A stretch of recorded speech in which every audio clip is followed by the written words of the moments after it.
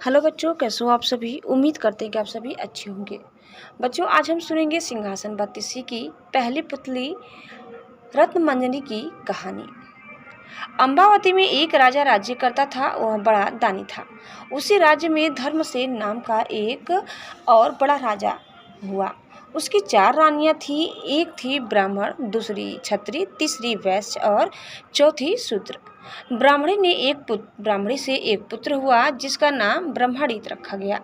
छत्रानी से 3 बेटे हुए। एक का नाम शंख, दूसरे का नाम विक्रमादित्य और तीसरे का भर्तृहरि रखा गया।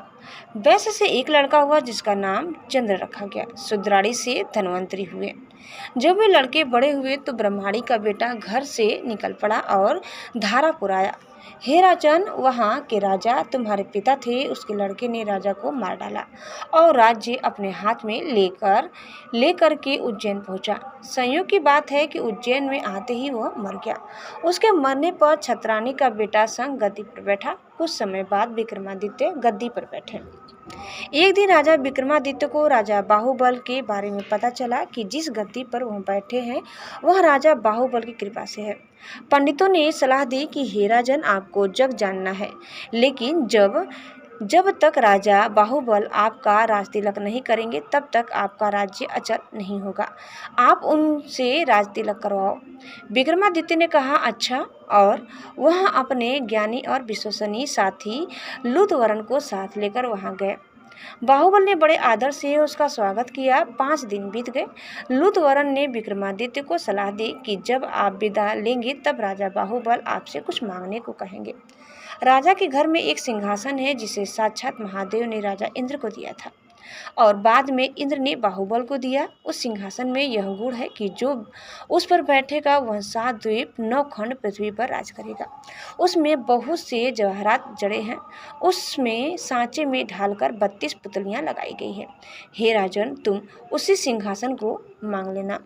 अगले दिन जब विक्रमादित्य विदा लेने गए तो उसने वही सिंहासन मांग लिया। राजा बाहुबल वचन से बंधे थे।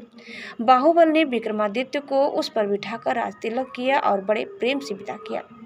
राजा विक्रमादित्य ने लौटते ही सभा की और पंडितों को बुलाकर कहा, मैं एक अनुष्ठान करना चाहता हूँ।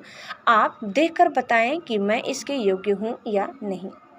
पंडितों ने कहा, आपका प्रताप तीनों लोकों में छाया हुआ है। आपका कोई बैरी नहीं है। जो करना हो कीजिए।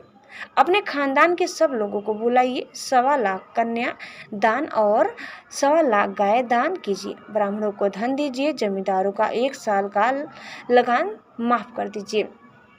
इतना कहकर पुतली रत्नमंजरी बोली, हे राजन, आपने अगर कभी ऐसा दान किया है तो सिंहासन पर अवश्य बैठे। पुतली की बात सुनकर राजा भोज निराश हो गए। आज का दिन तो गया, अब तैयारी करो कल सिंहासन पर बैठने की। इस तरह सिंहासन बत्तीसी की पहली पुतली ने राजा भोज को नहीं बैठने दिया और अगले दिन दूसरी पुतली चित्रलेखा ने सुनाई राजा विक्रमादित्य की कहानी। वह कौन सी कहानी है आप कल दूसरे वीडियो में जरूर सुनिएगा। यह कहानी यहीं समाप्त करते हैं। धन्यवाद। Bye bye.